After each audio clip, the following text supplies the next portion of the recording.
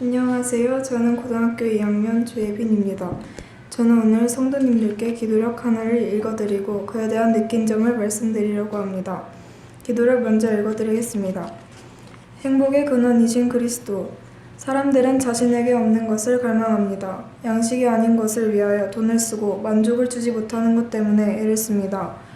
굶주리고 목마른 영혼이 만족을 주지 못하는 이러한 쾌락을 추구하는 한 굶주림과 갈증은 계속될 것입니다. 이들 모두 예수님의 음성을 들을 수만 있다면 얼마나 좋을까요? 누구든지 목마르거든 내게로 와서 마시라. 이 생명수를 마시는 자들은 더 이상 목마르지 않을 것입니다. 생명의 원천이신 그리스도는 평화와 행복의 셈입니다.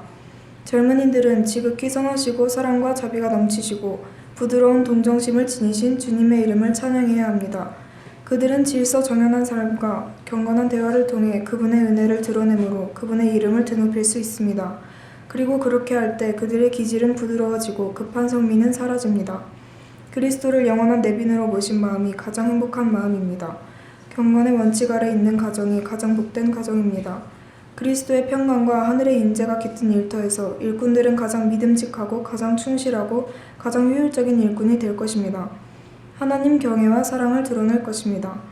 예수님이 없이는 이 세상에 위로와 행복은 없습니다.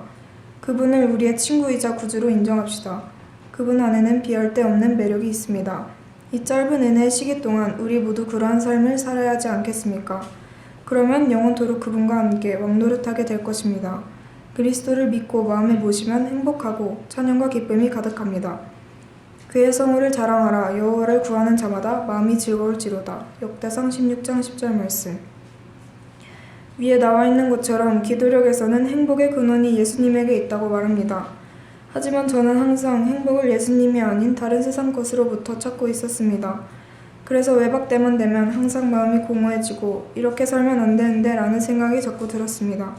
특히 요즘에는 별로 기도도 안 하고 예수님을 잊고 살아서 그런지 점점 비관적으로 생각하게 되고 전보다 성격이 더 날카로워진 것 같습니다.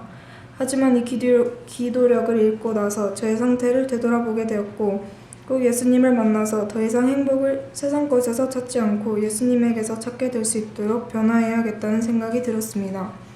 제가 예수님을 만나고 변화할 수 있도록 성도님들께서 함께 기도해 주시면 감사하겠습니다. 마지막으로 말씀 하나 읽고 마치겠습니다. 남은 무리들은 세속적 오락에서 행복을 찾으려고 헛되게 노력하고 있다. 저들은 저희가 갖고 있지 못한 어떤 것을 갈망한다.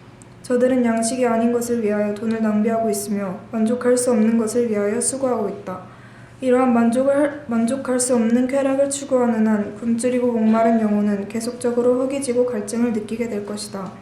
그러한 모든 자들이야말로 누구든지 목마르거든 내게로 와서 마시라고 하신 예수님의 음성에 귀를 기울여야 할 것이다. 생명수를 마시는 자들은 경박하고 흥분적인 오락들을 위한 갈증을 그 이상 더 느끼지 않을 것이다. 생명의 원천이 되시는 그리스도께서는 화평과 행복의 근원이시다. 복음전도 266페이지. 감사합니다.